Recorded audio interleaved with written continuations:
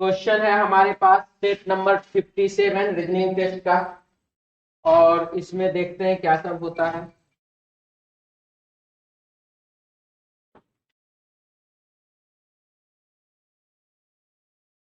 लिख रहा है इसमें, अंग्रेजी वर्णमाला में कौन सा अक्षर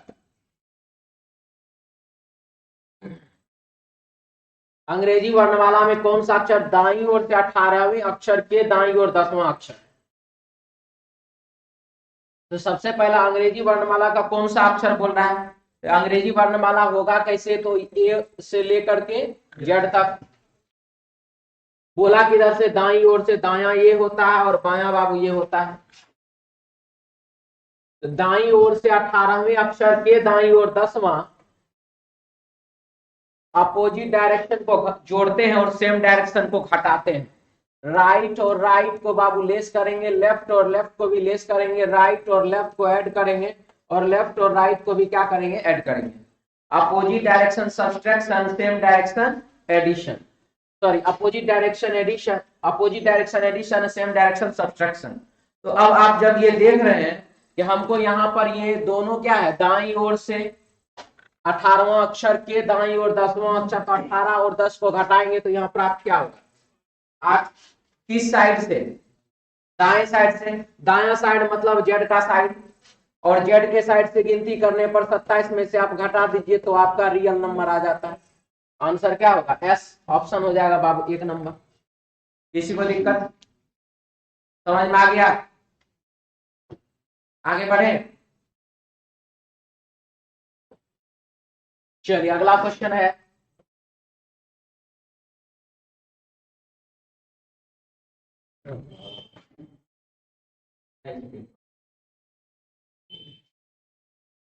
क्वेश्चन है ह्यूमिडिटी, और यहां पर लिखा क्या, HUMIDITY।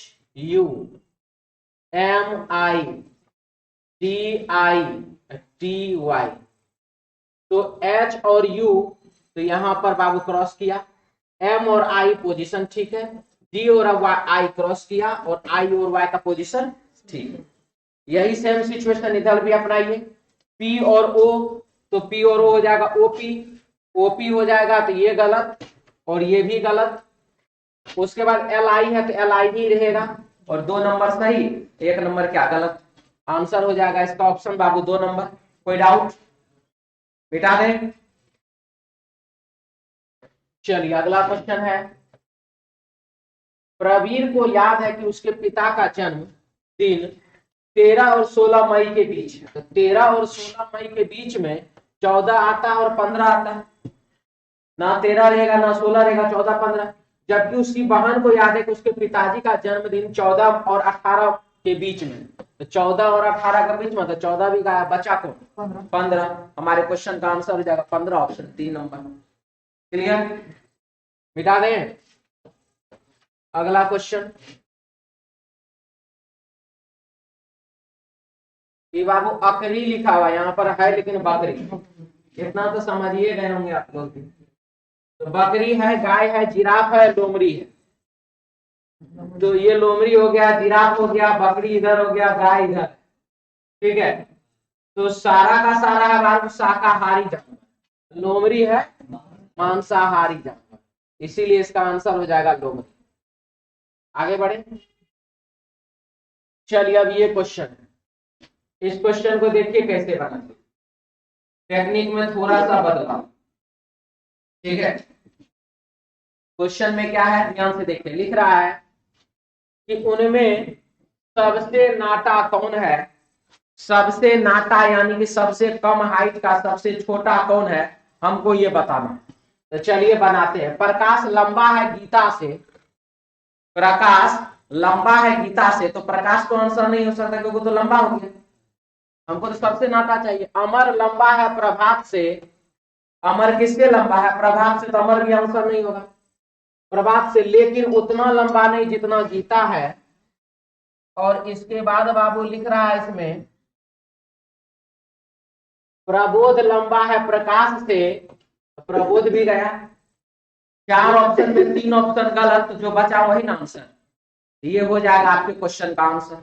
रहा बात कि इसी क्वेश्चन को हम बाबू सिस्टमेटिक जैसे आप बनाते हैं वैसे बना देते हैं, लेकिन हम अपना तरीका बदले हैं तो उम्मीद करेंगे आप लोग भी अपना तरीका थोड़ा सा इंप्रूव कीजिए। प्रकाश लंबा है गीता से, प्रकाश लंबा है गीता से, अमर लंबा है प्रभात से, अमर लंबा है किससे? प्रभात से, लेकिन उतना लंबा नहीं जितना गीता है। इसका मतलब कि अमर से लंबा कौन है? गीता है। प्रबोध लंबा है प्रकाश से, प्रबोध किससे लंबा है? प्रकाश से। प्रबोध यहाँ का चला गया। गीता, गीता कॉमन, गीता के नीचे अमर और अमर के नीचे कौन? प्रभात। तो गीता लंबा है, प्रबोध लंबा है प्रकाश से, ये भी हो गया। तो उनमें सबसे नाटा कौन है? सबसे नाटा प्रभात। ठीक है, लेकिन आप लोगों को जो तरीका अभी बताए हैं हम एक बार और बता देते हैं। प्रकाश लंबा है गीता से, हमको पूछ क्या रहा उनमें सबसे नाटा कौन है? सबसे नाटा कौन है, हमसे यह बात पूछा जा रहा है। तो हम बाबू फोकस भी रखेंगे किस पर? सबसे नाटा पर। प्रकाश लंबा है गीता से, प्रकाश तो गीता से लंबा हो गया। जब गीता से लंबा प्रकाश हो गया तो प्रकाश तो आंसर नहीं हो सकता। अमर लंबा है प्रभात से, अमर किससे लंबा हो गया? प्रभात से, मतलब कि अमर हमारा आंसर नहीं हो सकता। प्रबोध लंबा है प्रकाश से, तो प्रबोध प्रकाश से लंबा हो गया तो प्रबोध आंसर नहीं हो सकता है। 4 ऑप्शन में जो ऑप्शन बचा वही ना आंसर। ठीक है, सबसे लंबा वाला के लिए डटो तो दूसरा रहेगा। क्या? हाँ, लंबा वाला पूछेगा तो छोटा वाला को काटते जाएंगे, नाटा वाला को काटते जाएंगे, एक एक करके। फिर से बोलिए।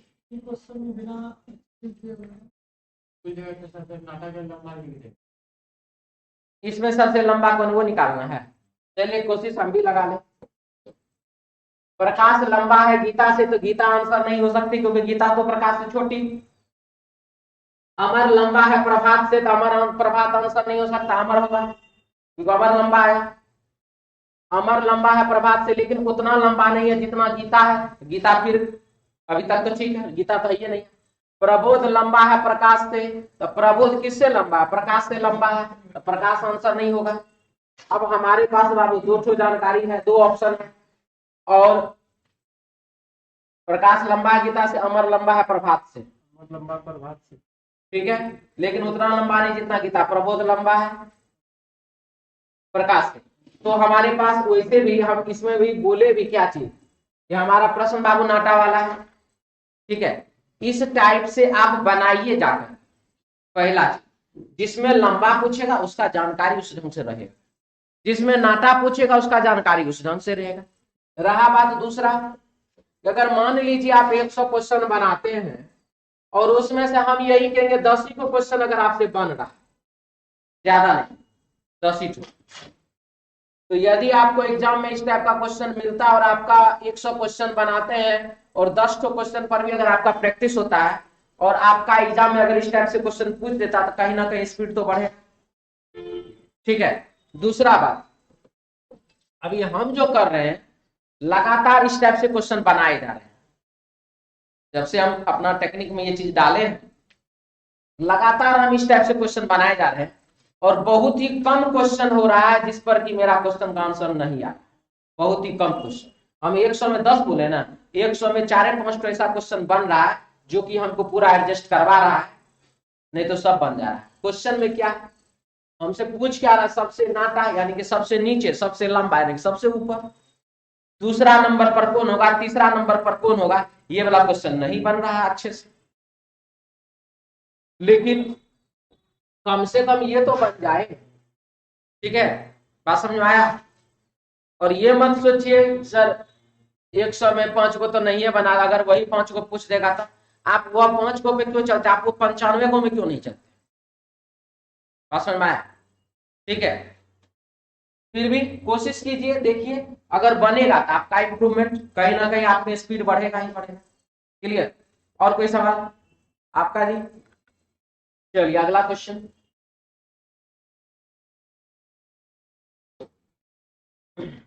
निम्नलिखित अक्षर श्रृंखला में प्रश्न चिन्ह के स्थान पर क्या आएगा? तो सी है, +2 ई हो गया, +2 जी हो गया, +2 आई हो गया, +2 करेंगे तो के हो जाएगा। अब के 3 गो में है, एफ 6 और 3 9, 9 3 12, 12 3 15, 15 3 18 आएगा तो आर, के बाद आर होगा, ये दो ठो गलत। एल और के -1 -1 -1 -1 एच आएगा, आंसर होगा 1 नंबर। ठीक है, आगे बढ़े।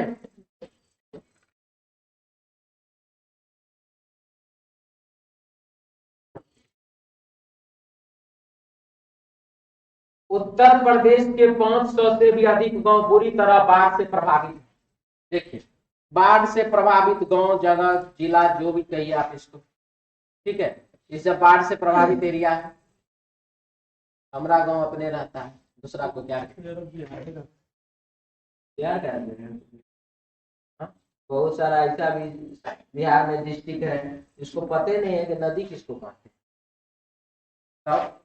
हैं। हम लोग का है बाढ़ जब तक नहीं है तो मने नहीं लगता, इस बार बाढ़ अबे नहीं। 2008 के बाद थोड़ा बाद हम लोग का भी गड़बड़ा गया है, ठीक है, लेकिन फिर भी चलिए देखिए। उत्तर प्रदेश के 500 से भी अधिक गांव बुरी तरह बाढ़ से प्रभावित है। उत्तर प्रदेश 500 से अधिक गांव बुरी तरह से बाढ़ से प्रभावित है और प्रभावित गांवों को सहायता उपलब्ध कराने के लिए सरकार पर 150 करोड़ रुपए का अतिरिक्त भार आ पड़ा है। क्या चीज के लिए? सहायता उपलब्ध कराने के लिए 150 करोड़ से भी ज्यादा उस पर भार बढ़ गया, खर्च बढ़ गया। बाढ़ की वजह से खरीफ की फसल की भी व्यापक क्षति हुई है और बाढ़ के वजह से खरीफ का फसल भी जो है उसमें भी क्षति हो गया। यानी कि अगर देखा जाए तो एक तो अतिरिक्त बोझ बढ़ गया और ऊपर से फसल भी चौपट। अगर कहें किसान का घर भी गिर गया और फसल भी नष्ट हो गया। अब पहले वो घर बनाए कि पहले भोजन का तलाश करे, सिचुएशन यह, ठीक है। तो चलिए अब इसमें अतिरिक्त भार को हल्का करने के लिए सरकार को कॉर्पोरेट क्षेत्र पर राहत कर लगाना चाहिए। दूसरा, इस क्षेत्र में भविष्य में बाढ़ को रोकने के लिए सरकार को पर्याप्त उपाय करना चाहिए। ये बात तो सही है, लेकिन कॉर्पोरेट पर आप जा करके राहत टैक्स लगा दीजिए, ये कहीं से भी उचित बुझाएगा और ये बात क्या हो जाएगा? गलत हो जाएगा। इसीलिए बाबू पहला गलत है, दूसरा सही। कोई दिक्कत नहीं, आगे बढ़े। केंद्रीय पर्यटन एवं नागरिक उड्डयन मंत्रालय ने चालू दशक, हाँ, केंद्रीय पर्यटन एवं नागरिक उड्डयन मंत्रालय ने चालू दशक के अंत तक पर्यटन के माध्यम से प्रति वर्ष 10,000 करोड़ की आमदनी का लक्ष्य निर्धारित किया है। यानी कि हर साल हमको, मतलब देश को 10,000 करोड़ रुपया आना चाहिए। किस चीज से? पर्यटन के क्षेत्र से, ठीक है।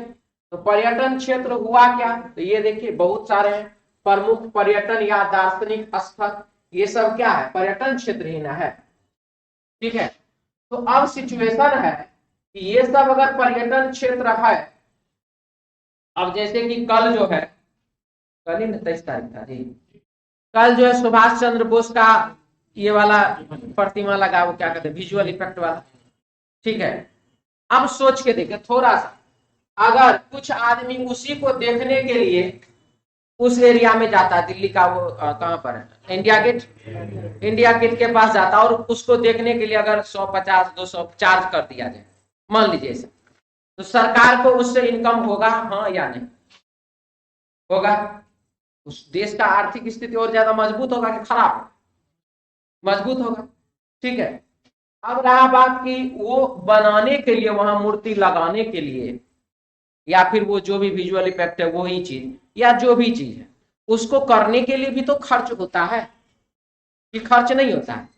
तो पहले गवर्नमेंट ने वहां उस पर खर्च किया, उसके बाद ना वहां से कुछ इनकम का स्रोत बन सकता है, हाँ कि ना? क्लियर? समझ में आ गया? तो उसी वही बात है कि अब आपके पास आपने 10,000 करोड़ रुपया का लक्ष्य रखा है और आप पर्यटन क्षेत्र पर खर्च करिएगा ही नहीं, साफ सफाई करवा दीजिए, रंग पोचारा करवा दीजिए, मतलब जो जैसा चीज है वैसा, ठीक है, वहां पर बहाली करिए, उस ढंग को सिस्टमेटिक कीजिए। आप लोग को पता हो, शायद नहीं पता हो, पता नहीं, हमको तो पता है। आप लोग देखते हैं पटना में प्रेमचंद गोलंबर है एक, देखते हैं, और वहां पर अभी आप देखिएगा प्रेमचंद गोलंबर के जस्ट अपोजिट साइड में देखिएगा साइंस सिटी बन रहा है, एपीजे अब्दुल कलाम यूनिवर्सिटी, पता है। वहां पर बाबू 2007 में हम आए थे पटना, वहां पर पहले बहुत ऊंचा दीवार था, ठीक है, बहुत ऊंचा दीवार था, और 2008 के आसपास उस दीवार को तोड़ दिया गया, ठीक है, और वहां पर जो है पूरा डंप यार्ड बना दिया, मतलब पूरा को डंप वहीं करना, फेंकना वहीं, गड्ढा था चाहे जो भी था, पूरा उधर फेंका गया, फेंका गया, फेंका गया, भर गया। तो सरकार ने क्या किया, कूड़ा को फेंकने के लिए एक जगह बना लिया, यहाँ पर कूड़ा फेंका जा सकता है, ठीक है। हम लोग को तो यही पता चल रहा था कि सरकार तो बीच शहरे में कूड़ा फेंकना शुरू कर दिया, लेकिन उसके बाद पता चला कि जब कूड़ा फेंकना बंद कर दिया, उसके बाद पता चला कि यहाँ पर तो एपीजे अब्दुल कलाम यूनिवर्सिटी बनने वाला है, जिसको कि हम शॉर्ट में साइंस सिटी भी कह रहे हैं, ठीक है, तो साइंस सेंटर भी बन रहा। तो चलिए, यानी कि सरकार ने पहले कूड़ा भर दिया गड्ढा में, और उसके बाद अब उस पर बिल्डिंग बनाने का कार्य शुरू हो गया, ठीक है, बस समझ में आया। तो एक ही चीज के लिए दो दो चीज हो गया ना, जगह गड्ढा था उसको कूड़ा से भी भर दिए, पटना का कूड़ा भी खत्म हो गया उस समय का, बस समझ में आ रहा। इसके बाद अब उसमें खर्च होना है कि नहीं होना, बिल्डिंग बनने में खर्च होगा, या वहां पर जो भी प्रकार का मशीनरी ये वो जो भी आएगा उसमें खर्च होना है कि नहीं होना, खर्च होगा। उसके बाद उसमें विद्यार्थी आएगा, एडमिशन लेगा, पढ़ेगा, जाएगा अलग अलग क्षेत्र में, कहीं ना कहीं कुछ ना कुछ अच्छा ही करेगा, बात समझ में आ रहा है। तो अब उसके लिए पहले आपको इन्वेस्टमेंट तो करना पड़ेगा ना। आप सोच लिए डायरेक्ट 10,000 करोड़ लाना है, खर्चा कर भी नहीं दीजिएगा, आएगा। अभी देखिए पटना का जगह जगह का हम देख रहे हैं, रोड किनारे में पार्क को डेवलप किया जा रहा है, और जो पार्क डेवलप हो जाता है वहां पे 10 रुपया फिर चार्ज लगा दिया जाता है।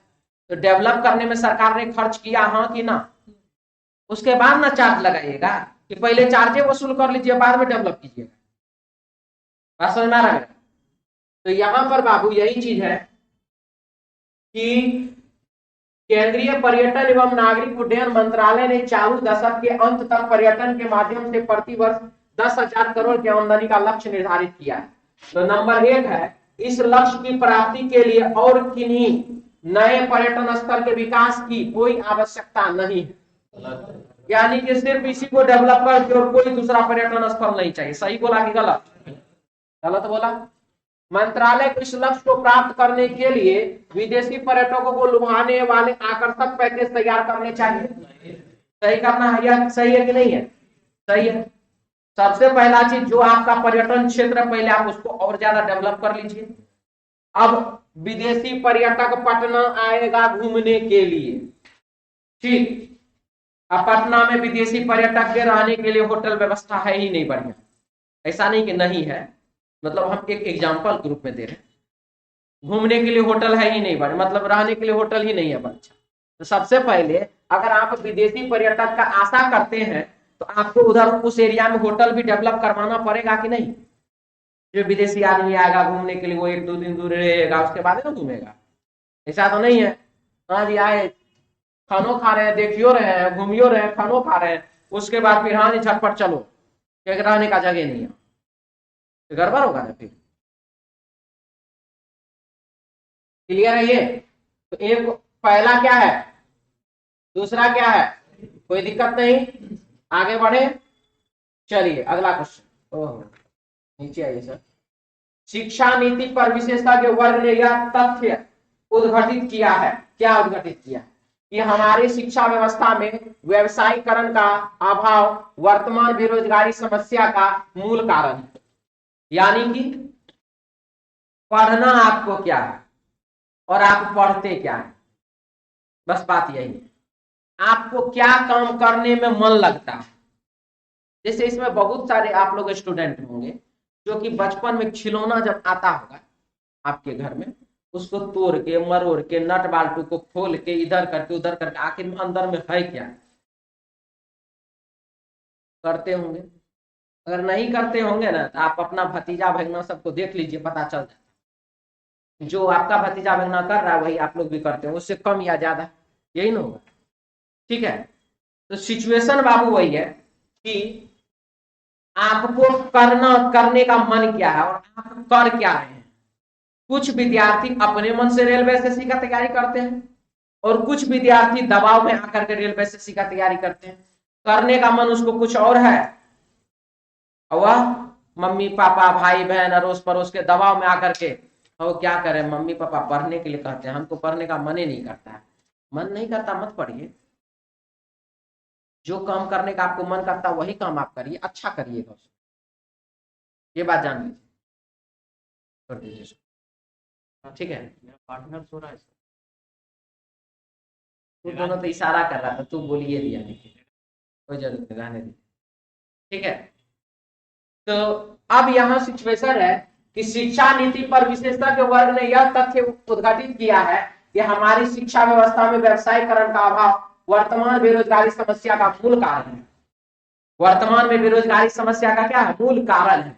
क्या चीज, अब आपको बनना है रेलवे ड्राइवर, पढ़ा रहे हैं रीजनिंग मैथ जीके जीएस, है कि नहीं है। रेलवे ड्राइवर बनने के बाद रीजनिंग मैथ जीके जीएस का कौन काम हुआ पर ये हमको बता दिए थोड़ा सा, अगर कुछ हो तो। सब्जी लाने के समय में मैथ का काम करिएगा, सब्जी इतना रुपया किलो दिया, पावर लेना है तो कितना हुआ, सोच के देखिए, थोड़ा सा सोचने वाली बात। अगर उसी प्रकार का, अगर आपको क्या बनना था रेलवे ड्राइवर, उसी प्रकार का पढ़ाई आपको बचपन से कराया जाए तो नहीं होगा। ठीक, जो ट्रेनिंग में आप जाके 3 महीना में सीखने का कोशिश करते हैं। ठीक है, बात समझ में आया। तो सिचुएशन वही है कि आपका, हमारे देश का शिक्षा व्यवस्था, व्यवसायीकरण का अभाव, बेरोजगारी का मूल कारण। ठीक है, आप लोग ये तो सुनते होंगे, ये तो जानते होंगे कि चीन में बचपन से ही आदमी पढ़ता भी या कोई ना कोई काम भी करता है, तो वो चीज हमारे देश में लागू क्यों नहीं हो सकता है, खास करके बिहार में लागू क्यों नहीं होता है। यहाँ पर बाबू एक ही चीज कहा ही जाता है, पढ़ लो नौकरी कर लो।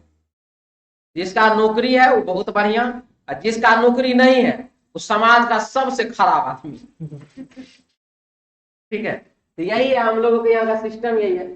तो सरकार को व्यावसायिक शिक्षा को लागू करने के लिए तत्काल एक नीति बनानी चाहिए। तो सही बोला कि गलत बोला, सही बोला, कोई डाउट। दूसरा, शैक्षणिक संस्थाओं को व्यावसायिक पाठ्यक्रम हेतु सरकारी धन उपलब्ध करानी चाहिए। तो यह बात भी जो है कहीं ना कहीं क्या है, सही है। शैक्षणिक संस्थान व्यावसायिक पाठ्यक्रम, अब जिसको इंजीनियर बनना है, डॉक्टर बनना है, जैसे आप लोग बहुत सारे विद्यार्थी डिप्लोमा किए होंगे, कोई ना कोई विद्यार्थी आईटीआई किए होंगे, तो कुछ विद्यार्थी आईटीआई किए होंगे 10,000 में, 6,000 7,000 में, और कुछ को लग गया होगा 40-50 हजार। ठीक है, तो बस दोनों में क्या अंतर हुआ आप लोग समझते ही हैं। बेटा दे इसको। अगला, भारत की शिक्षा व्यवस्था की बड़ी समस्या, भारत की शिक्षा व्यवस्था की बड़ी समस्या प्राथमिक स्तर पर आने वाले छात्रों को छोड़कर जाने से रोके रख पाने में उसकी अक्षमता है। यह विश्व बैंक द्वारा किया गया एक अध्ययन का निष्कर्ष है। इसने प्राथमिक शिक्षा हेतु आवंटन में परिवर्तन आहुति किए हैं। देखिए, आपके साथ, मेरे साथ, सबके साथ ऐसा हुआ होगा, क्या चीज सुनिएगा। अंडर टेंथ आप जिस जिस विद्यार्थी के साथ अपने गांव के स्कूल में पढ़े होंगे, चलिए मान लीजिए कोई किसी को गांव में मान लीजिए 7 क्लास तक का स्कूल है, तो 7 क्लास तक आप जिस जिस विद्यार्थी के साथ आप पढ़े बड़े हुए 0 से लेकर 7 तक, अब 8 के बाद 7 के बाद आपको दूसरा स्कूल में एडमिशन कराना पड़ा 8 9 10 के लिए मान लीजिए।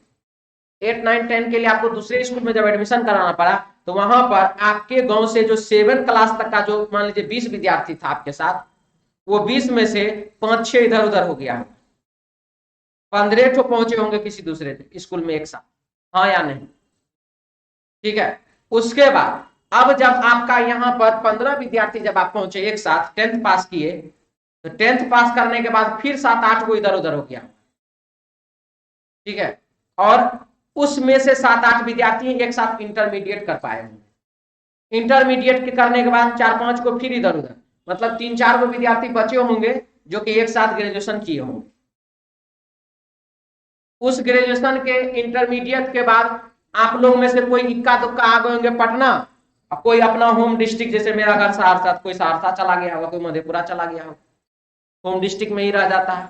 कुछ विद्यार्थी का आर्थिक स्थिति और ज्यादा कमजोर होता है, वो दिल्ली पंजाब कहीं ना कहीं काम करने के लिए चला गया होगा, या किसी ना किसी कहीं ना कहीं किसी तरीके से काम करने लगा होगा, दुकान खोल लिया होगा या कुछ ना कुछ, ठीक है, होता है। आपके साथ भी हुआ होगा, आपके भी कोई ना कोई सहयोगी सहमित्र होंगे जिनके साथ ऐसा हुआ है। तो भारत की शिक्षा व्यवस्था की बड़ी समस्या प्राथमिक स्तर पर आने वाले छात्रों को छोड़कर जाने से रोक रख पाने में, यानी आपने प्राथमिक स्तर पर छात्रों का एडमिशन लिया, छोड़कर जाने से रोक रख पाने में उसकी अक्षमता है, उसकी क्या है?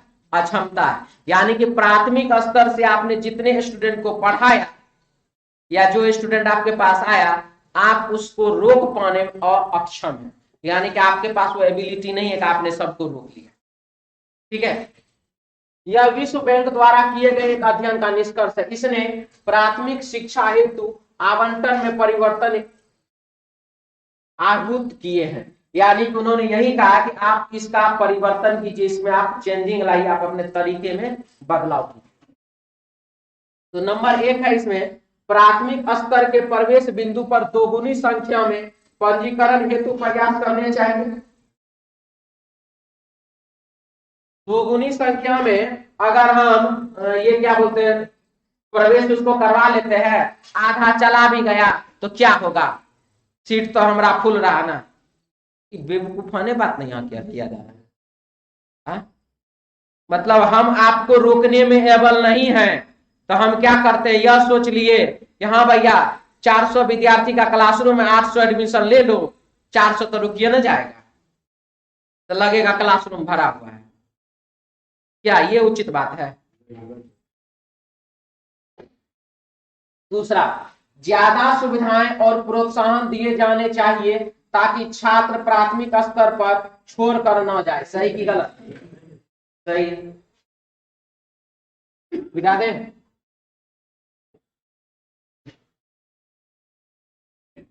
सरकार ने एक ऐसा अध्यादेश प्रवर्तित किया है जिसके तहत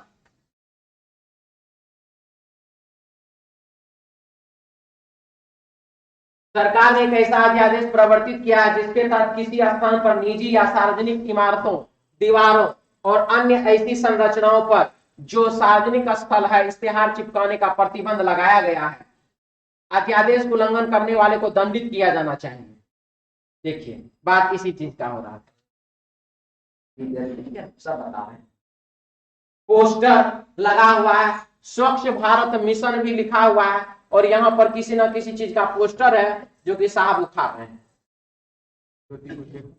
प्रगति पथ इधर है, इधर नहीं है, ठीक है। और ये देखिए, अब ये जो है बाबू, ये कहाँ है, ये हमारे क्लासरूम का है, ठीक है, प्रगति पथ के क्लासरूम का ये फोटो है, और इसमें देखिए लिखा हुआ है reasoning previous year question railway NTPC 2016-17 वाला है ये, रीजनिंग फाउंडेशन बैच का है ये, और रीजनिंग नहीं है कहीं जी, हाँ जी, मैथो है, साइंसो है, पॉलिटियो है, फाउंडेशनो बैच है, मैथ भी है, ठीक है। एसएससी सीजीएल का टेस्ट सीरीज का भी है, पुराना वाला है। तो अब ये आप अपने क्लासरूम में चिपकाइए ना, आप अपने दीवार पे चिपकाइए ना, कोई कुछ कहने नहीं है, ठीक है। लेकिन वही अगर आप इस प्रकार से जाकर के चिपकाते हैं तो कहने भी आएगा, हो सकता है आपको दंडित भी किया जाए, और उखाड़ तो देगा ही, सबको साफ सुथरा तो करेंगे। अब इसमें लिख रहा है क्या, वो ध्यान से दिखा। सरकार ने एक ऐसा अध्यादेश प्रवर्तित किया जिसके तहत किसी स्थान या निजी या सार्वजनिक इमारतों, दीवारों और अन्य ऐसी संरचनाओं पर जो सार्वजनिक स्थल है, जो सार्वजनिक स्थल है, अब मान लीजिए कि आप रोड, ये तो मकान जो है किसी ना किसी का है, प्राइवेट स्थल है, लेकिन यहाँ पे गली है, रास्ता है, रोड है, अब उस पे जाकर के आप दीवार पर चिपका रहे हैं, वो निजी है, लेकिन अगर इस आदमी ने, जिसका हुआ बिल्डिंग, अगर उन्होंने केस किया या उन्होंने जाकर के कुछ ऐसा एफआईआर दर्ज करवाया, कुछ भी ऐसा, तो आप पर जरूर कुछ ना कुछ मुकदमा होगा। ये बात इसमें कहा। जो सार्वजनिक स्थल इश्तेहार चिपकाने पर प्रतिबंध लगाया गया, अध्यादेश के उल्लंघन करने वाले को दंडित किया जाएगा। अध्यादेश के उल्लंघन करने वाले को क्या किया जाएगा, दंडित किया जाएगा, यह बात इसमें लिख रहा है। तो नंबर 1 है, इस अध्यादेश को प्रचारित करने, इस अध्यादेश को प्रचारित करना चाहिए ताकि लोग इसके बारे में और इसका पालन न किए जाने पर होने वाले परिणाम के बारे में जाने। सही बोला कि गलत बोला? सही बोला। फिल्मों के इश्तेहार पर इस अध्यादेश के तहत रोक लगाना चाहिए। फिल्मों के इश्तेहार पर ही क्यों, सब पर वो लोग लगा रहा है ना। ये बात सही बोला कि गलत? सही बोला जी।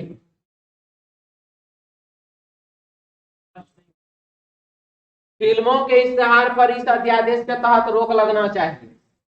तो वह जो है 10,000 तरीके का पोस्टर साटा जाता है, उसमें से एक तरीका के पोस्टर के बारे में वो बता दिया कि फिल्म का पोस्टर भी अलग अलग जगह पर चिपका दिया जाता है, तो उस पोस्टर को भी हटाना चाहिए। खाली कोचिंग वाला का हटाएगा, फिल्म वाला का नहीं हटाइएगा। हाँ ठीक है, कोई दिक्कत इसमें? आगे बढ़े।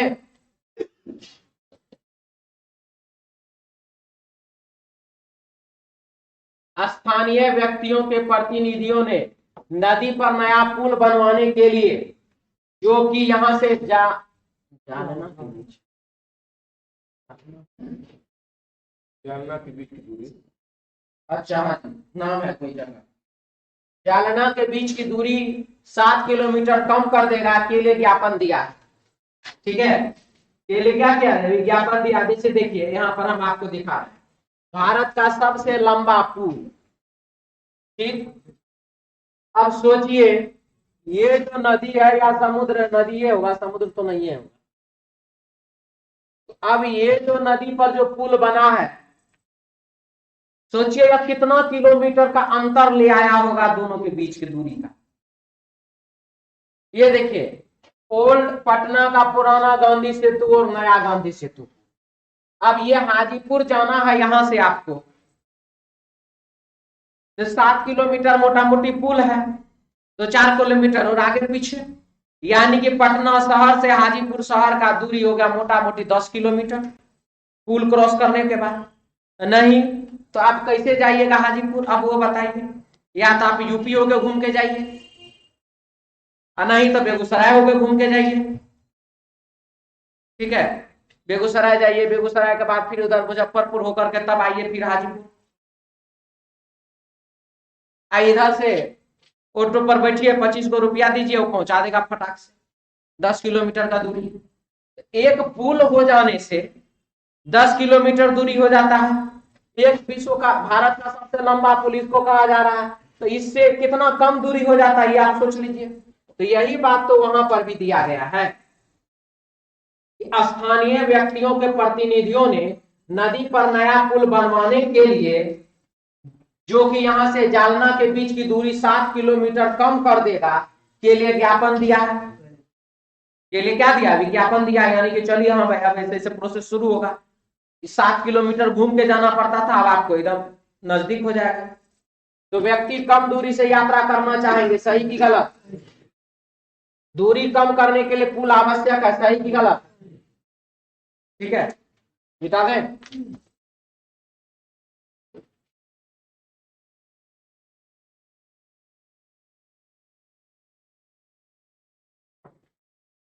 चित्र लगाने का कुछ फायदा होता है कि नहीं, ये समझने में होता है। देखिए, प्रेस कमेटी को प्रेस के दिए जाने वाले सरकार के प्रत्येक निर्णय की जानकारी की सीमा के बारे में निर्णय लेना चाहिए।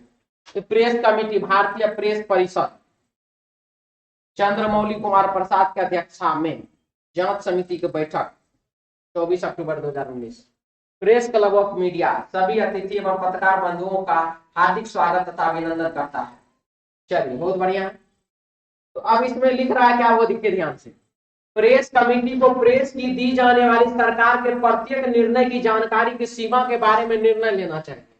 यानी कि सरकार के प्रत्येक निर्णय की जानकारी की सीमा के बारे में निर्णय लेना चाहिए। किसको? प्रेस कमेटी को प्रेस के दिए जाने वाले, यानी कि प्रेस में, यानी कि क्या छपेगा और क्या नहीं छपेगा, इस चीज के बारे में जानकारी देना चाहिए। यह बात इसमें कह रहा है।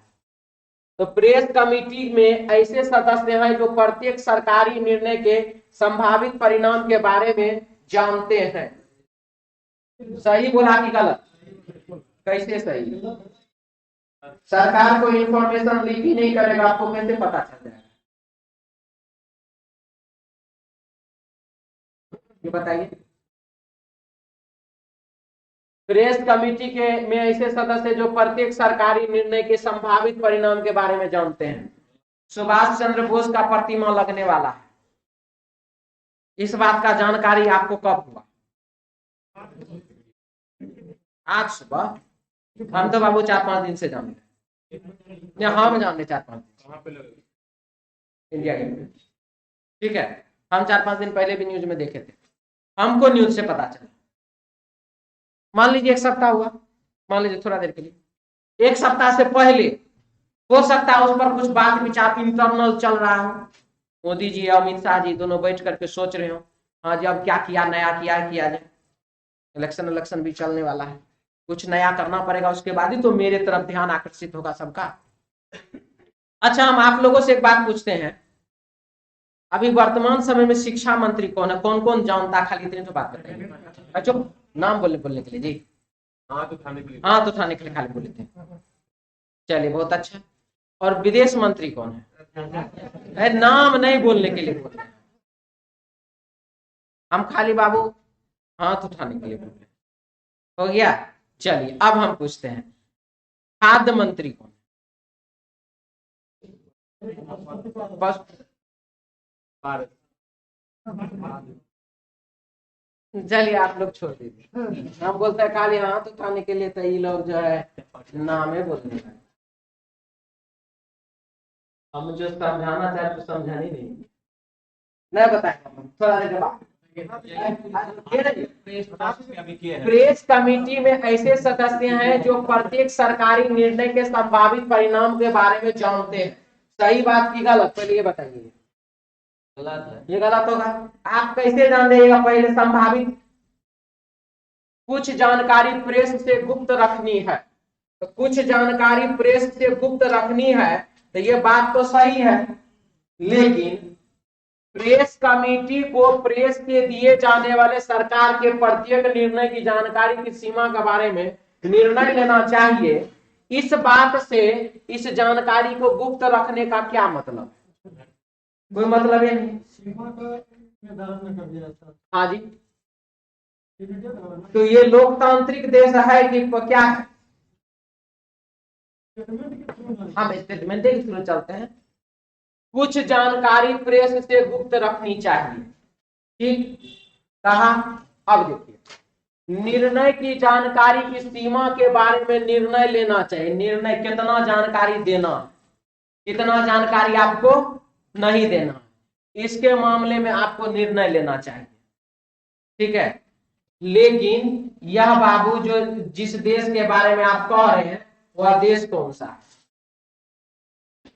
ठीक है, तो क्या वहां पर आपको प्रेस से छिपाना, मतलब कि लोगों से छिपाना, क्या ये उचित होगा?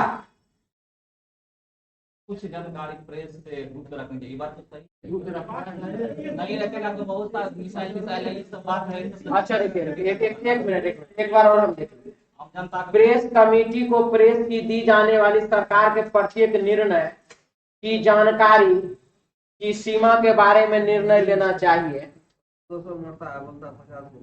नहीं, देखिए, निगेटिव पार्ट में तो पॉजिटिव पार्ट है ना। प्रेस को, ये बात भी सही, अगर मिसाइलें का जानकारी सब अगर प्रेस में लिख कर दिया जाए, कहाँ कहाँ पर क्या क्या मिसाइल ये हुआ था तो उस समय नहीं मीडिया दिखा रहा था, बोला कि नहीं दिखाएंगे, कहीं देखता होगा वो सब दिखा रहा था, ये भी कारण हो सकता नहीं, सही है ये, सारे चीज पब्लिक को पता भी तो नहीं चलना चाहिए, ठीक है।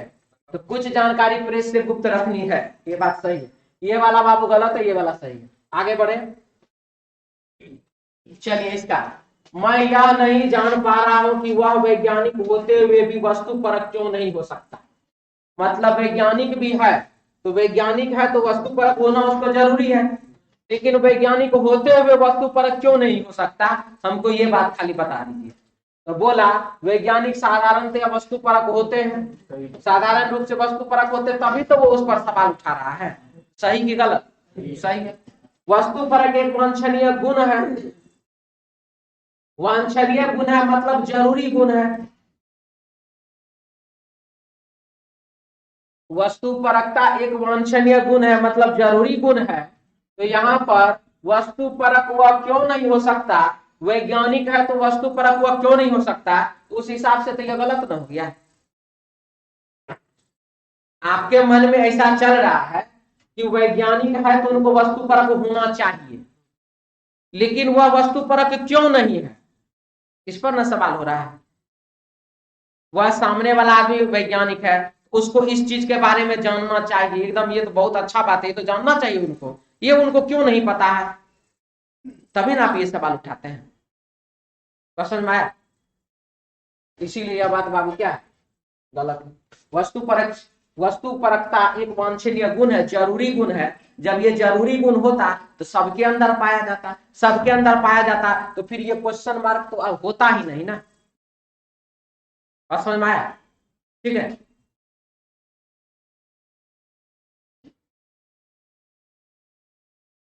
एक बहुमंजिला इमारत पर नोटिस, कृपया नीचे जाने के लिए सीढ़ियों का प्रयोग करें, लिफ्ट का प्रयोग न करें। मतलब कि आप यदि ऊपर आने के लिए सीढ़ी का प्रयोग, लिफ्ट का प्रयोग करते तो कोई बात नहीं, करिए, दिक्कत नहीं है, क्योंकि आदमी इतना इतना ऊपर मंजिल पर जाने में जो है थक जाएगा, ऊपर चढ़ने में, नीचे उतरने में तो उतना ज्यादा नहीं, थकावट तो नहीं होगा। ठीक है, ये इसीलिए बोला इसमें। एक बहुमंजिला इमारत पर नोटिस, कृपया नीचे जाने के लिए सीढ़ी का प्रयोग करें, लिफ्ट का प्रयोग ना करें। तो नंबर 1, व्यक्ति लिफ्ट से नीचे उतरना पसंद नहीं करते। व्यक्ति पसंद नहीं करते, तो अगर पसंद नहीं करते तो नोटिस काहे चिपकाते, तब नोटिस चिपकाने का कौन जरूरत है। सही कि गलत? गलत है। लिफ्ट से उतरना खतरनाक है। क्या चीज? या कोई खतरे होगा, या कोई खराब होगा, या कोई जहर भी होगा, मशीन गड़बड़ होगा। अच्छा, तो खतरनाक है, निगेटिव पॉइंट सोच लें, इसीलिए प्रॉब्लम लगाया है। ऐसा भी तो हो सकता है कि खराब वाला बात नहीं, लिफ्ट सही है, सब कुछ ठीक है, लेकिन ऊपर आने वाले के लिए आप रहने दीजिए, नीचे जाने वाले को कौन जरूरत है उसका। नॉर्मल सा बात कि पहले सुन लीजिए, पहले 2 गो लिफ्ट है इस बिल्डिंग में, अब 100 से आदमी आएगा, 100 से जाएगा, तो समय लगेगा ज्यादा। दोनों लिफ्ट को खाली जाने वाले के लिए छोड़ दीजिए, कम समय में आदमी नीचे वाला ऊपर चला जाएगा। खतरनाक शब्द प्रयोग करने का कौन जरूरत है? बस बात तो यहाँ इस चीज का है। ठीक है, बात हो रहा किस चीज का? खतरनाक का। खतरनाक का तो कोई मतलब ही नहीं है कि लिफ्ट का प्रयोग करना खतरनाक होगा। गिरेंगे का, गिरने का बात का सोच रही है। क्या क्लियर है कि किसी को डाउट है? नहीं समझ में आया? कोई दिक्कत?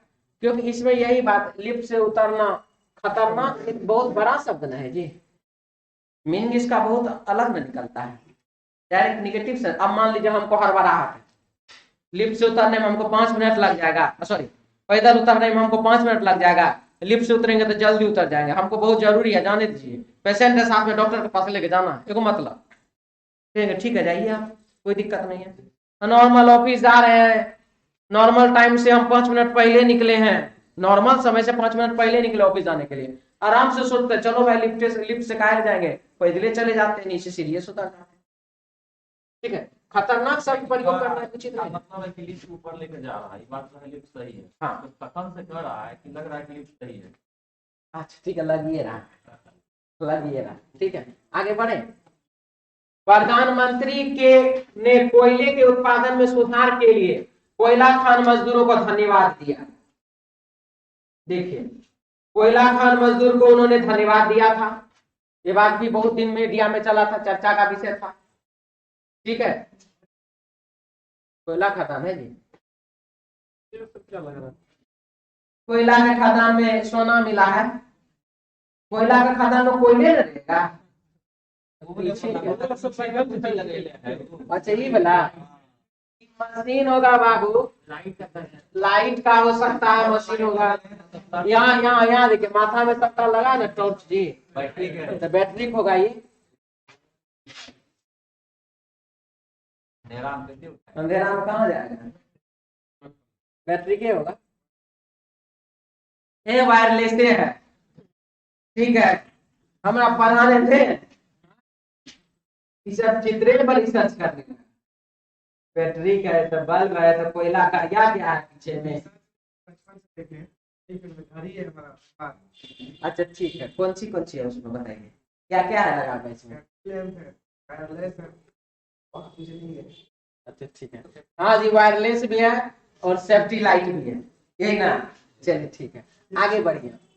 प्रधानमंत्री ने कोयले के उत्पादन में सुधार के लिए कोयला खान मजदूरों को धन्यवाद दिया कि हाँ जी, कोयला खान के मजदूर सब आप लोगों को बहुत बहुत धन्यवाद। किस बात का, कि आप वहां से कोयला निकालते हैं तो फिर पूरे भारत का बिजली चलता है, क्योंकि कोयला का सबसे ज्यादा खपत तो बिजली में ही होता है भारत में। तो अब है नंबर 1, कोयला खान मजदूरों को केवल प्रधानमंत्री ही धन्यवाद दे सकते हैं। सही की गलत?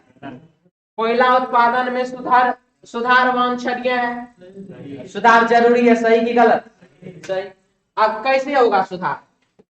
अब आप मान लीजिए कि लेबर जो मजदूर है, मजदूर को बोलिए हाँ जी, हम आपको ये फैसिलिटी बढ़ा रहे हैं, आप लोग भी थोड़ा हमारा पर ध्यान दे दीजिएगा।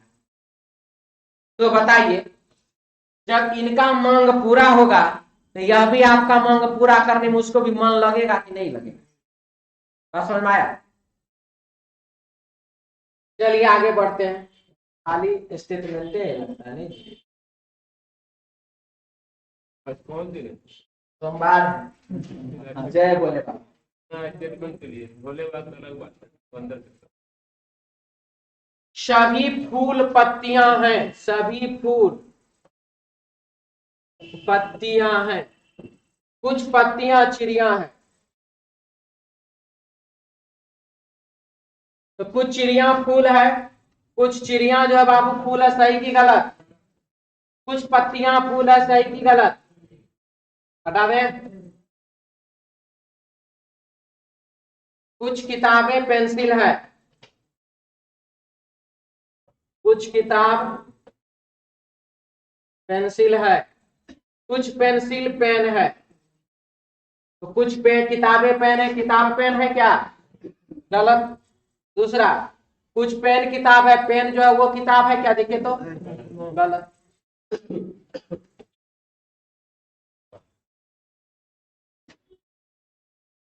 कुछ किताबें कुत्ते बिल्ली है, कुछ कुत्ता बिल्ली है, सभी बिल्लियां चूहे हैं। तो नंबर 1 है, कुछ कुत्ते चूहे हैं, कुछ कुत्ता जो वो चूहा है, सही की गलत? कुछ चूहे कुत्ते हैं, कुछ चूहा जो वो कुत्ता है, ये वाला बात सही की गलत? सही।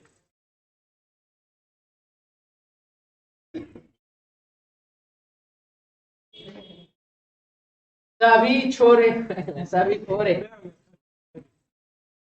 सभी घोड़े बैल हैं।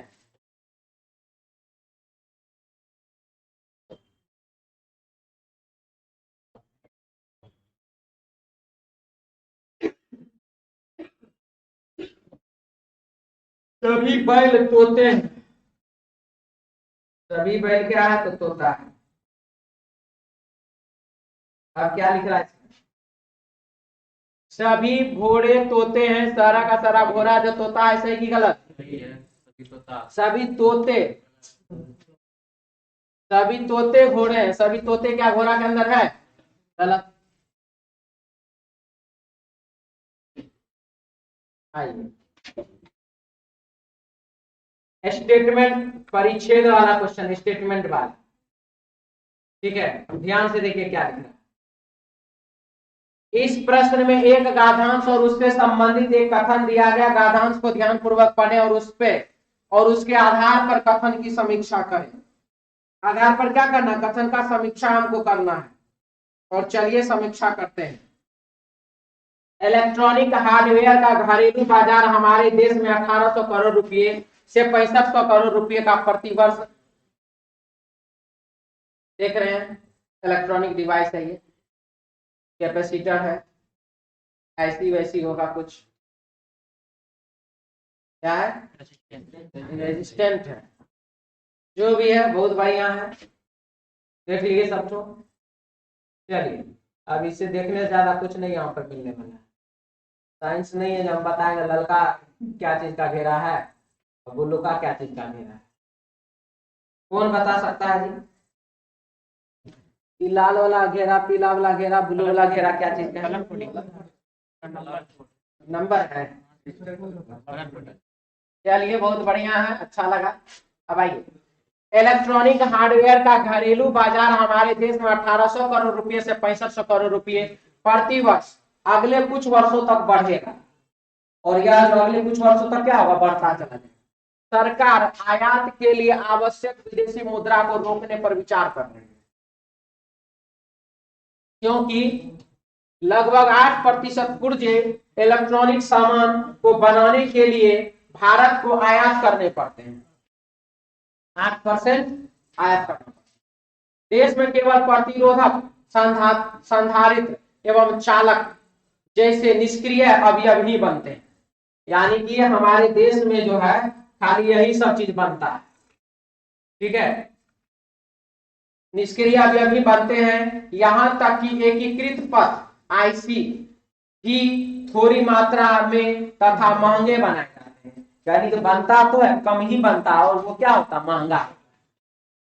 महंगे बनाए जाते। अर्धचालक भारत के निर्बल बिंदु है, और अर्धचालक जो भारत का क्या है? निर्बल बिंदु, यानी बहुत ही कमजोर पक्ष है।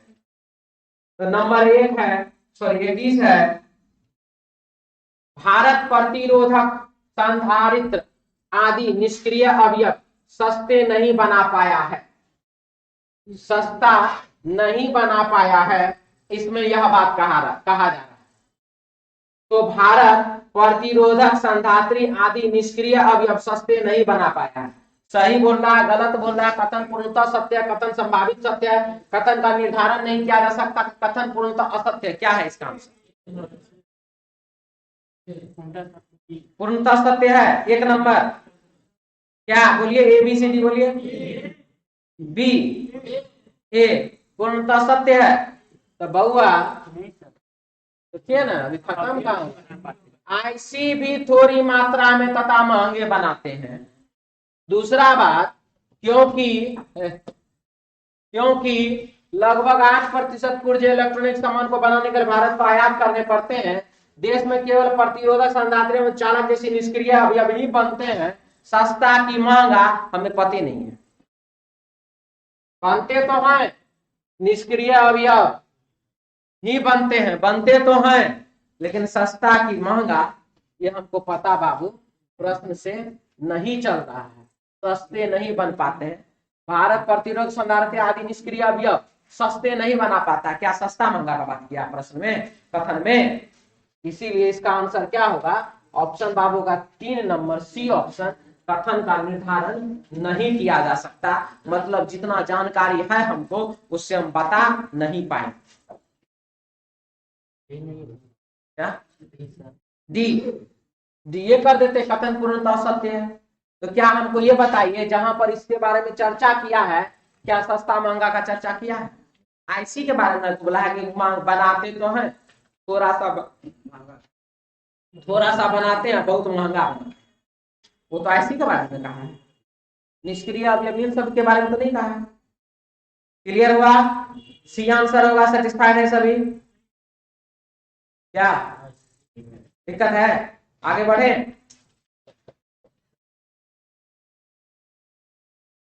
ट्वेंटी टू क्या लिख रहा है इसमें? भारत के लिए आवश्यक सभी एकीकृत पथ यूएसए से आयात किए जाते हैं। प्रश्न में कहीं जानकारी है कि कहां से मिलता है? ये जो डायरेक्ट जो लिख रहा है यूएसए से लाते हैं, सही की गलत? पूर्णतः गलत है। D answer. 23 नंबर, सरकार आयात के लिए आवश्यक विदेशी मुद्रा को रोकने के लिए विचार कर रही है। सही बोला कि गलत? बिल्कुल सही है। प्रश्न दिया हुआ था 8% हमको उसी में खर्चा हो जाता था, हम उसको रोकने का विचार कर रहे हैं, इसीलिए ना मेक इन इंडिया आया। भारत में अधिकार निर्माता अर्धचालकों के उत्पादन करने में अनिच्छुक हैं। भारत में अधिकार निर्माता अधिकतर निर्माता अर्धचालकों के उत्पादन करने में अनिच्छुक हैं, अनिच्छुक हैं। तो ये बात सही बोला कि गलत बोला? क्या होगा आंसर इसका? सी आंसर होगा। जानकारी नहीं है इसी बात का हमारे प्रश्न में। देखिए एक बात हम पहले भी हम बोलते थे कि जब बाबू परिच्छेद का हम आंसर लाते हैं ना, परिच्छेद का जब बताते हैं, जिसका आंसर होना चाहिए जानकारी अधूरी है, उसमें ज्यादातर विद्यार्थी लगाता है असत्य है। जिस बात का आपको पते नहीं उसको आप गलत और सही कैसे कह सकते? ठीक है। और ये चीज हम खास करके देखते हैं, आप लोगों के बीच होता है, ये आप लोगों का पहला नहीं, बहुत सालों से चल रहा है चीज। जानकारी अधूरी आंसर देना है, उसको गलत गलत गलत करते रहते हैं। डी डी डी, इसको थोड़ा इससे बचिए। इस बात का जानकारी नहीं, उसको जानकारी अधूरी है कहते हैं, गलत नहीं। भारत के इलेक्ट्रॉनिक के घरेलू बाजार में 250% की वृद्धि की भविष्यवाणी अगले कुछ वर्षों के लिए की गई। रुकिए देख लेते हैं कौन अथी भागा जा 1800 से 6500 करोड़।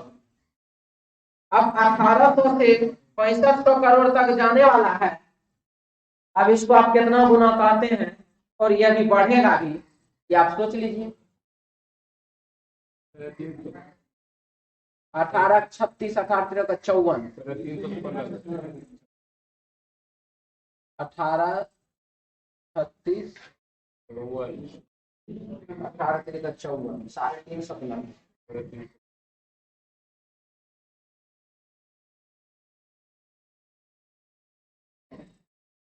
250% की वृद्धि की भविष्यवाणी अगले कुछ वर्षों के लिए की गई। सही बात है, ठीक है। 350 बोला है ना, यहाँ पर 1800 से 6500 होगा, तो प्रति वर्ष अगले कुछ वर्षों तक बढ़ेगा। 1800 से 6500 करोड़ रुपए प्रति वर्ष अगले कुछ वर्षों तक बढ़ेगा। इसका मतलब है एक आध साल एक ही बार में नहीं ना अचानक से इतना बढ़ जाएगा, तो धीरे धीरे ना बढ़ेगा। तो वो 250 गुना लिख रहा हो, बिल्कुल सही लिख रहा है, कोई गलत नहीं है। क्या दिक्कत है इसमें?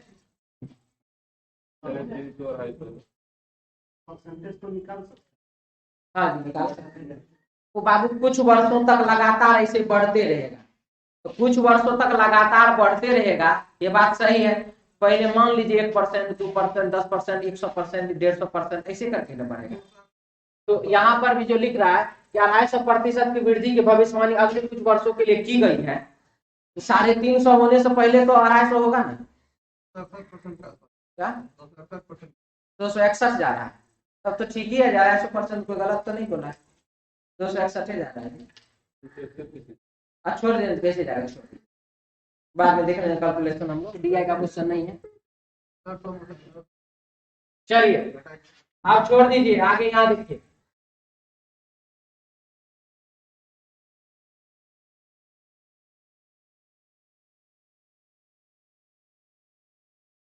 PQRS TBW7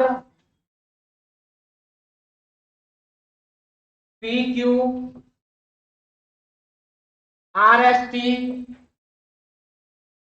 TBW 7 अलग अलग दिल्ली चेन्नई, बहुत अच्छा, सप्ताह के अलग अलग दिन पर रवाना हुए। कौन कौन दिन है जी? 3 3 6 7 है। तो बाबू जब दिन फिक्स है तो दिन को ही हम आंसर बनाएंगे, सबसे पहले लिखेंगे। सोमवार शुरू हो रहा है रविवार से? रविवार से नहीं सकता।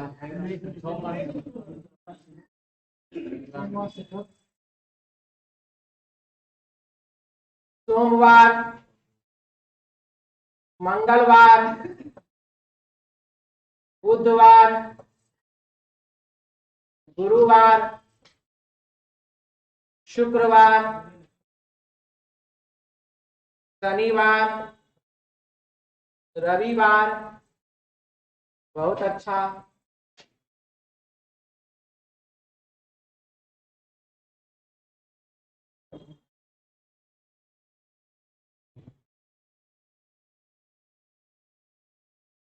सप्ताह के अंतिम दिन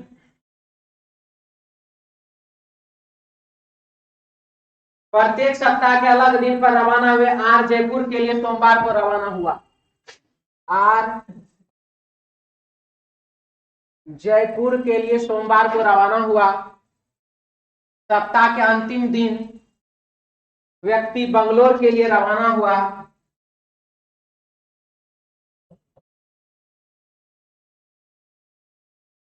बंगलोर के लिए रवाना हुआ।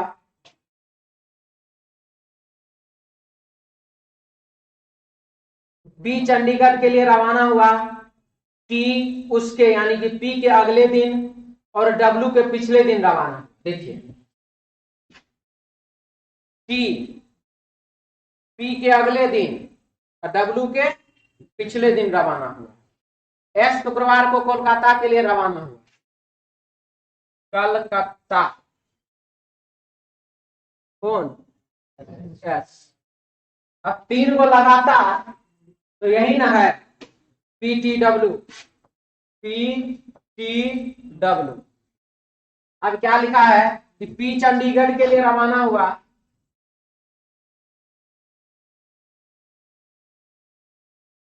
पी चंडीगढ़ के लिए रवाना हुआ। टी उसके अगले दिन और डब्ल्यू के पिछले दिन रवाना हुआ। एस शुक्रवार को कोलकाता के लिए। क्यू हैदराबाद या बंगलोर के लिए रवाना नहीं हुआ। क्यू हैदराबाद या बंगलोर के लिए रवाना नहीं हुआ तो क्यू यहीं पर आएगा। डब्ल्यू दिल्ली के लिए रवाना हुआ। डब्ल्यू दिल्ली गया। और क्यू जो हैदराबाद या कहां के लिए? बंगलोर के लिए रवाना नहीं हुआ। इसका मतलब हैदराबाद यहां आ जाएगा। यहाँ कौन आएगा? चेन्नई आएगा। और यहाँ कौन आएगा जी? भी आएगा। भी आएगा। हो गया कहानी खत्म। चलिए अब देखिए क्या क्या एडजस्टमेंट में।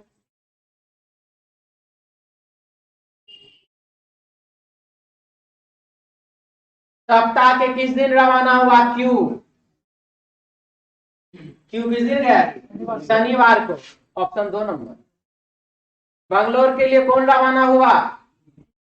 बंगलोर के लिए रविवार भी। 3 नंबर ऑप्शन। 30 सप्ताह के किस दिन रवाना हुआ? बुधवार हैदराबाद। ऑप्शन बाबू बुधवार यहां लिखा हुआ है 4 नंबर में। ठीक कर लीजिएगा इसको। निम्नलिखित में से व्यक्ति स्थान का कौन सा समुच्चय सही नहीं है? R Jaipur, T Hyderabad, P Chandigarh, S Bangalore. 4 number. मंगलवार को कौन रवाना हुआ? ठीक है, मंगलवार को पी चंडीगढ़ के लिए गया। Option 1 number. चलिए हो गया। तो आज के लिए इतना ही। मिलते हैं कल अपने समय पर। जय हिंद।